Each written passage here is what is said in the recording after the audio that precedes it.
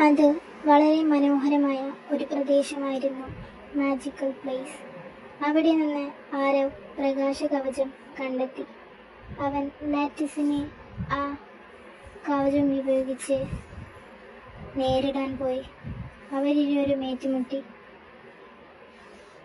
Lattice ആ മാന്ത്രികവനത്തെ നശിപ്പിക്കാൻ ശ്രമിച്ചു. നീ എന്റെ വഴിയിൽ തടസ്സം നിൽക്കരുത്,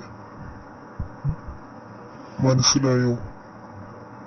എന്നാൽ ആരവ് ആ പ്രകാശ കവചം ഉപയോഗിച്ച് ആ ദുഷ്ടാത്മാവിനെ പരാജയപ്പെടുത്തുന്നു.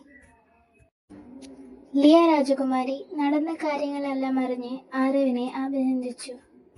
ആരവ്, നീ ചെയ്തത് വലിയ കാര്യമാണ്. വളരെ നന്ദിയുണ്ട്. ലിയ, അതിന്റെ ആവശ്യമില്ല.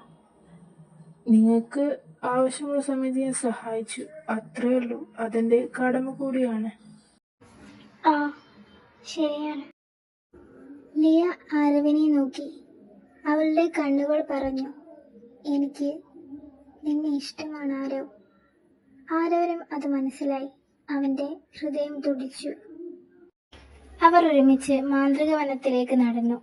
ചന്ദ്രപ്രകാശത്തിൽ ആരവ് പറഞ്ഞു, ലിയ, നീ എന്റെ ജീവിതത്തിന്റെ ഭാഗമാകുമോ?